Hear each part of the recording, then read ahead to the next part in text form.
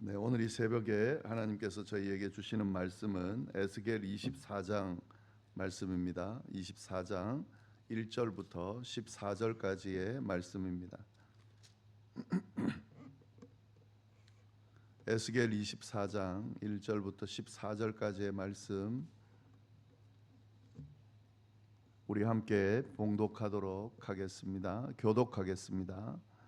아홉째 해 열째 달 열째 날에 여호와의 말씀이 내게 임하여 이르시되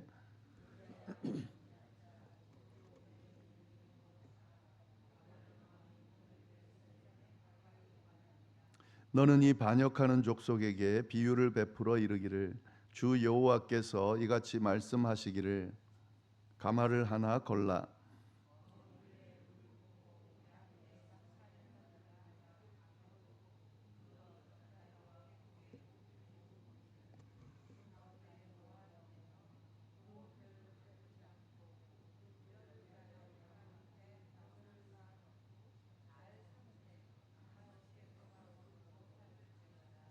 그러므로 주 여호와께서 이같이 말씀하셨느니라. 피를 흘린 성읍 녹슨 가마 곧 그 속의 녹을 없이 하지 아니한 가마여 화 있을 진저 제비 뽑을 것도 없이 그 덩이를 하나하나 꺼낼지어다.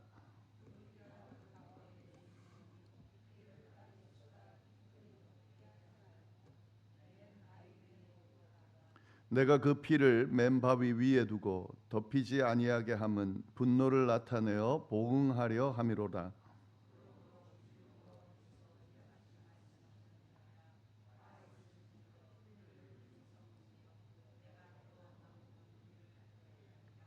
나무를 많이 쌓고 불을 피워 그 고기를 삶아 녹이고 국물을 졸이고 그 뼈를 태우고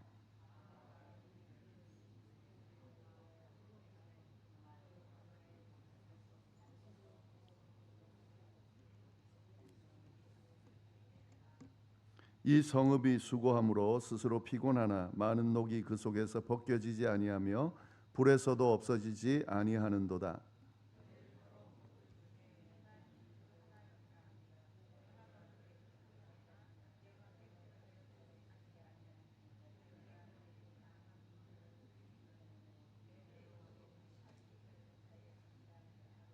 다 같이 읽겠습니다. 나 여호와가 말하였은즉 그 일이 이루어질지라.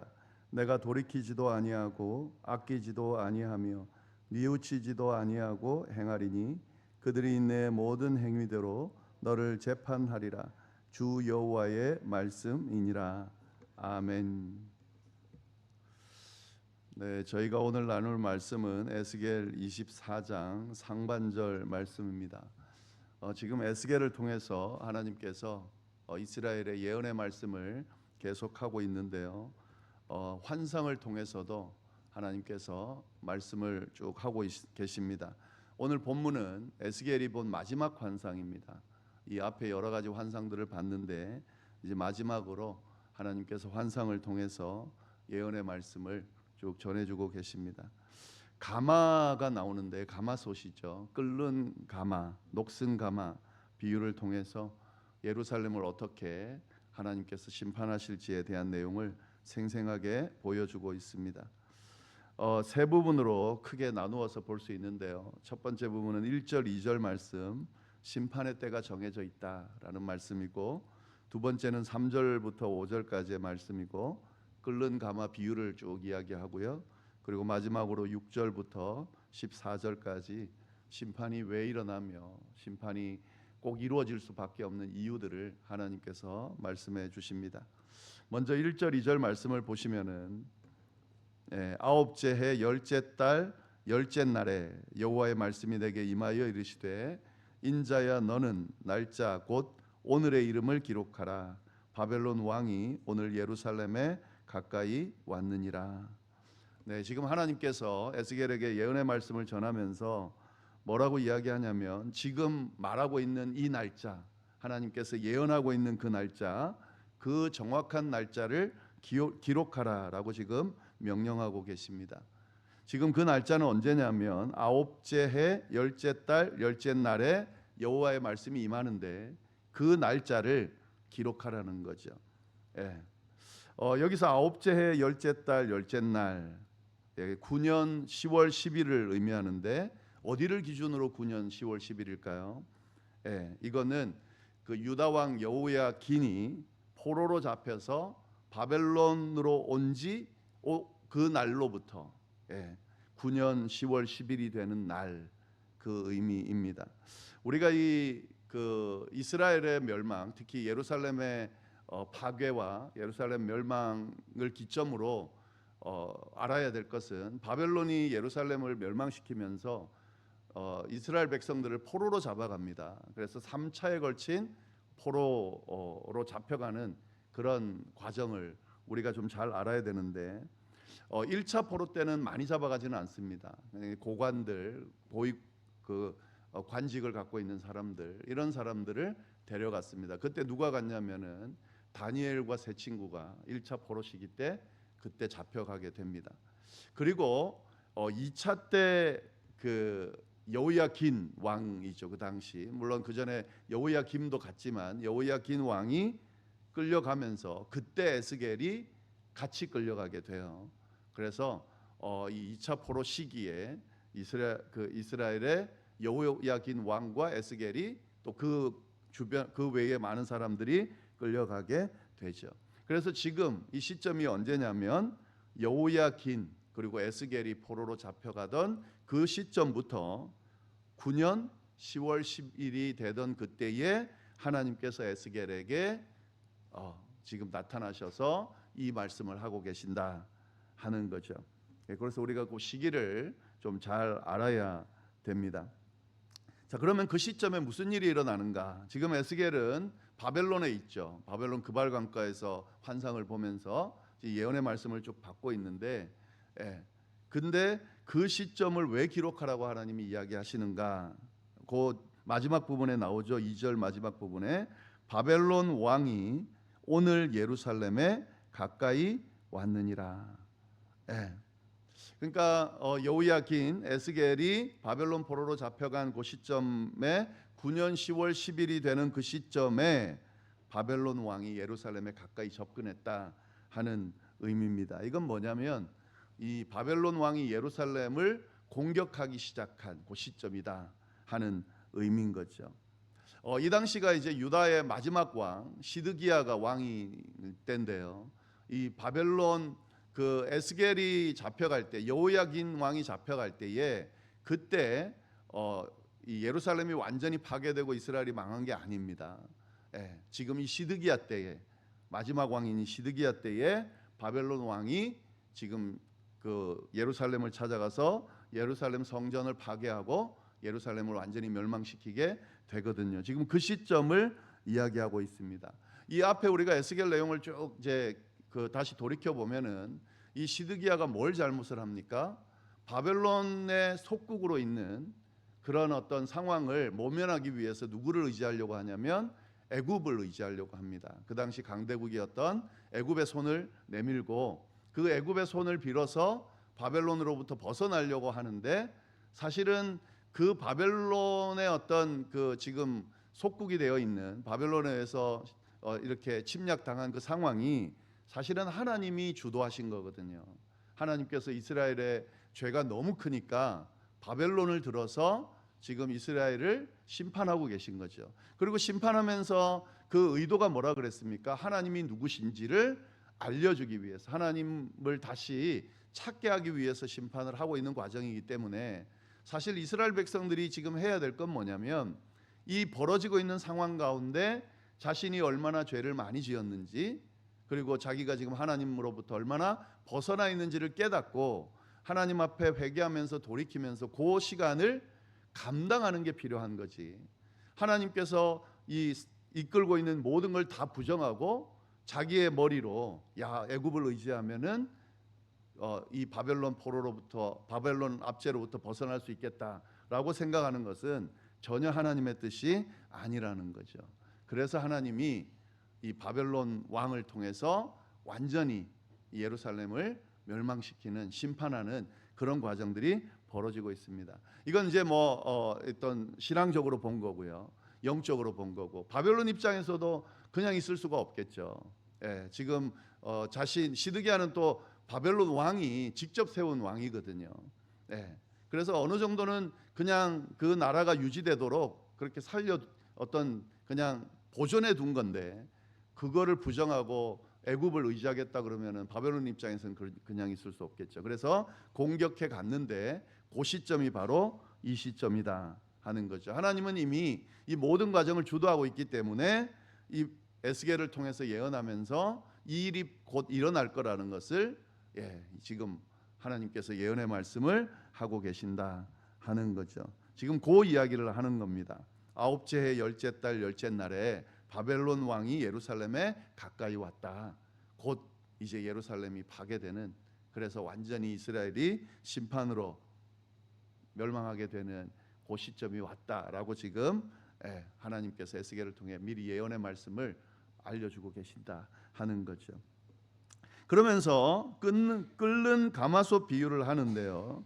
3절부터 5절까지 말씀 제가 한번 읽어보겠습니다. 너는 이 반역하는 족속에게 비유를 베풀어 이르기를, 주 여호와께서 이같이 말씀하시기를, 가마 하나를 건 후에 물을 붓고 양떼에서 한 마리를 골라 각을 뜨고 그 넓적다리와 어깨 고기의 모든 좋은 덩이를 그 가운데로 모아 넣으며 고른 뼈를 가득히 담고 그 뼈를 위하여 가마 밑에 나무를 쌓아 넣고 잘 삶되 가마 속의 뼈가 무르도록 삶을지어다.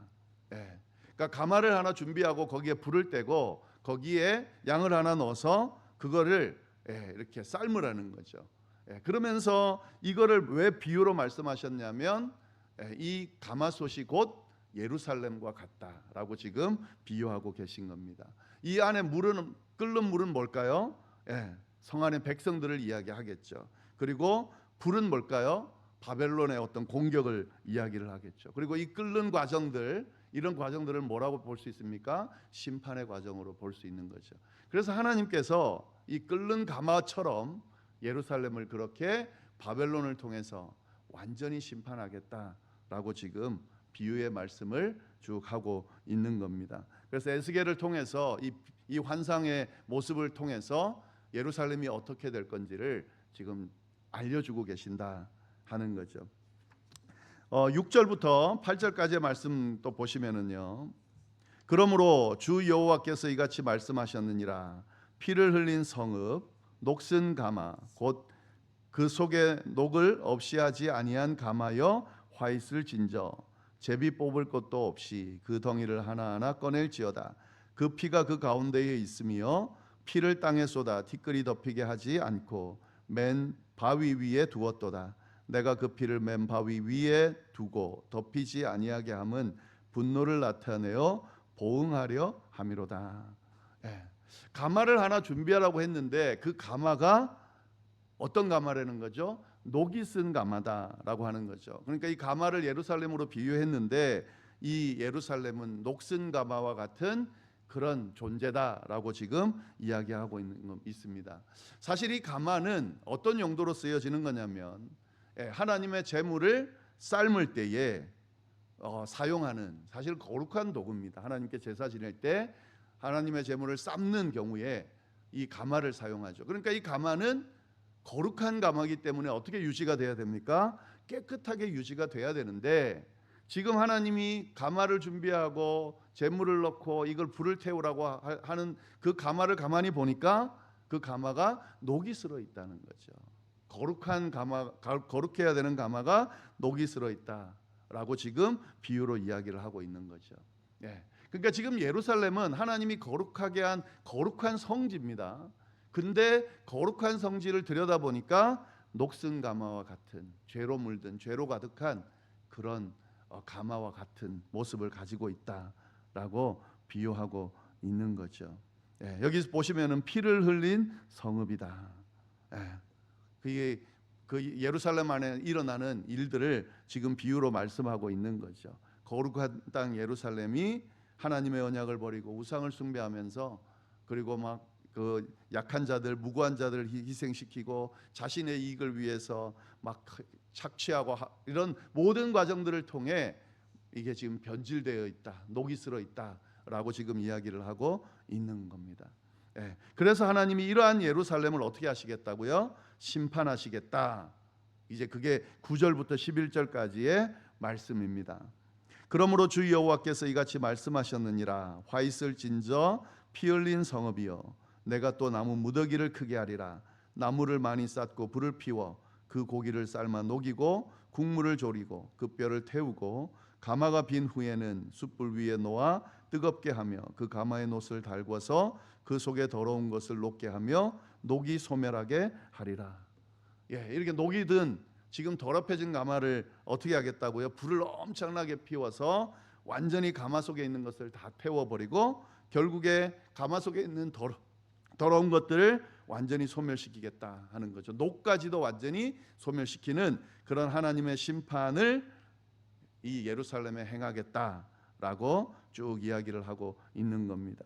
근데 우리가 여기서 한 가지 봐야 되는 것은요, 왜 하나님은 녹여버리려고 할까요? 지금 이 가마는 거룩한 가마이기 때문에 사실 이 심판을 통해서, 이 불을 통해서 이 가마를 깨끗하게 하려고 하는 하나님의 의도가 있는 거죠. 사실은 이런 불을 계속 크게 떼면서 심판하는 이 과정을 통해서 예루살렘에 있는 이스라엘 백성들이 하나님의 심판이 우리 죄 때문에 임했구나, 정신을 차리고 빨리 하나님의 백성으로 회개하며 돌이키는 것이 하나님의 뜻이었는데, 근데 12절 13절 보시면은 이렇게 되어 있습니다. 이 성읍이 수고함으로 스스로 피곤하나 많은 녹이 그 속에서 벗겨지지 아니하며 불에서도 없어지지 아니하는도다. 너희의 더러운 것들 중에 음란이 그 하나이니라. 내가 너를 깨끗하게 하나 내가 깨끗하여지지 아니하니 내가 네게 향한 분노를 풀기 전에는 내 들어옴이 다시 깨끗하여지지 아니하리라. 이렇게 하나님이 심판을 하시면서 불을 막 많이 이렇게 태우면서 가마를 끓게 만들면에도 불구하고 녹이 어떻게 된다고요?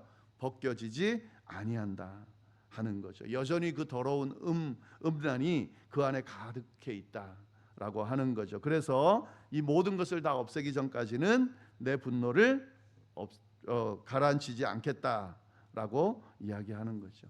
하나님께서는 예루살렘을 좀 거룩하게 만들려고 그렇게 심판의 메시지도 주시고 심판의 어떤 경고도 주시고 또 심판의 과정을 겪게 하셨는데도 불구하고 그 안에 있는 예루살렘 백성들이 어떻게 한다고요? 여전히 하나님을 등지고 우상 숭배하면서 하나님을 배신하는 그런 음란한 삶을 살더라는 거죠. 그래서 하나님이 진짜 어쩔 수 없이 결국 예루살렘을 심판할 수밖에 없는, 하나님이 구별하신 하나님의 거룩한 성전이 있는 성소를 하나님의 손으로 심판할 수밖에 없는 그런 지경까지 이르렀다. 그래서 예루살렘이 곧 파괴될 거다라고 지금 에스겔을 통해서 이야기를 하고 있는 거죠. 14절 말씀이 결론입니다. 나 여호와가 말하였은즉 그 일이 이루어질지라. 내가 돌이키지도 아니하고 아끼지도 아니하며 뉘우치지도 아니하고 행하리니 그들이 내 모든 행위대로 너를 재판하리라. 주 여호와의 말씀이니라. 하나님의 심판이 반드시 이루어진다는 거죠. 하나님이 그 심판한다는 뜻을 저버리고 돌이키지 않고 하나님께서도 어쩔 수 없이 심판을 하실 수밖에 없다. 그리고 후회하지도 않을 거다라고 지금 하나님의 마음을 쭉 이야기를 하고 있는 겁니다. 그만큼 기회를 주고 또 지켜보고 심판을 통해 깨닫게 하고 해도 여전히 변하지 않는 예루살렘에 있는 이스라엘 백성들을 향해서 하나님이 이 경고의 말씀을 주고 계신다. 그래서 결국 어떻게 됐습니까? 그 시기에 예루살렘이 바벨론에 의해서 완전히 성소도 파괴되고 예루살렘도 파괴되는, 그래서 이스라엘이 멸망하게 되는 그런 결론을 맞이하게 됩니다. 이 말씀을 보면서요, 사실은 우리의 모습을 좀 연결해서 봐야 됩니다. 하나님께서는 끊임없이 우리의 모습을 질책하시면서 돌이키도록 그렇게 인도하시죠. 사실은 신앙생활 해오는 과정 자체가 우리가 신앙생활하고 바로 하나님 앞에 부끄럽지 않은 거룩한 모습을 사는 게 아니죠. 끊임없이 세상과 타협하고 세상에 매여 있고 세상의 어떤 그 추구하는 것들을 쫓아가는 우리의 모습을 하나님이 인내하시면서 계속해서 말씀으로 또 우리에게 여러 가지 과정들을 통해서 무엇이 진짜 우리의 인생에서 가장 복되게 하며 무엇을 향해서 무엇을 바라보고 살아야 되는지를 계속 알려주고 계시죠. 때로는 질책으로, 때로는 칭찬으로, 때로는 이렇게 얼르면서 우리를 정말 거룩한 길로 갈 수 있도록, 하나님의 백성답게 갈 수 있도록 인도하고 계십니다. 그런데 이런 하나님의 인도하심에도 불구하고 우리는 끊임없이 하나님을 등지고 하나님이 아닌 다른 허탄한 것에 눈을 돌리는 이런 음란한 그런 모습들을 하나님 앞에 보이고 있다 하는 거죠. 그런데 하나님께서는 아직도 인내하고 계시죠. 그리고 하나님께서는 계속 이 말씀을 통해 우리를 다그치고 계시고 돌이키기를 바라고 계시죠. 근데 최종적으로 마지막 심판의 시점이 반드시 온다는 거예요. 어쩔 수 없는, 하나님도 어쩔 수 없는, 도무지 용납할 수 없는, 그래서 당신이 구별한 예루살렘을 심판할 수밖에 없는 시점이 우리에게도 온다 하는 거죠. 그렇기 때문에 우리가 이 말씀을 볼 때 우리의 모습을 돌아보면서 정말 하나님 앞에 내 모습은 녹슨 가마 같지는 않은가 돌아볼 필요가 있습니다. 그리고 그렇다라고 느낀다라고 하면 빨리 돌이키고 회개해서 하나님 앞에 거룩함을 유지하면서 나아갈 수 있어야 된다 하는 거죠. 혹 내가 녹슨 가마 같지 않다 하더라도 이것은 주님 앞에 설 때까지 우리를 거룩하게 유지하고 지켜야 될 그런 어떤 메시지이기 때문에요. 나를 돌아보고 하나님 앞에 나를 끊임없이 거룩하게 내어놓으면서 그렇게 우리를 정결하게 유지하면서 살 이유가 있다라는 말씀, 오늘 말씀을 통해서 우리가 깨달을 수 있습니다. 이 말씀 기억하면서 오늘 하루 또 남은 신앙의 여정이 될 수 있기를 간절히 바랍니다. 기도하겠습니다. 하나님 아버지 감사합니다. 또 귀한 말씀으로 저희를 교훈하고 깨닫게 해주시니 감사합니다. 하루하루 살아가고 또 여러 가지 하나님의 백성으로 살아가는 이 과정을 보면 참 부끄럽고 연약하고 부족한 모습이 참 많이 있습니다. 하나님 참고 인내하시면서 또 여러 가지 질책하시면서 우리를 주여 깨닫고 또 바르게 이끌기 위해 하나님께서 지금 참고 이끌고 계시다는 사실을 우리가 늦지 않은 시간에 빨리 깨달을 수 있도록 돌이킬 수 있도록 그래서 하나님 앞에 거룩하게 설 수 있도록 주여 인도하여 주옵소서. 하나님의 심판의 때는 반드시 임함으로 그 심판의 때에 우리가 하나님 앞에 올바르게 서기 위하여 지금부터 우리의 모습을 돌아보고 녹슨 가마 같은 우리의 모습을 정결하게 만들면서 하나님 앞에 온전하게 설 수 있도록 주여 인도하여 주옵소서. 이어서 드리는 개인의 기도와 중보 기도 위에도 하나님 함께하여 주시기를 간절히 바라고 예수님의 이름으로 기도드립니다. 아멘.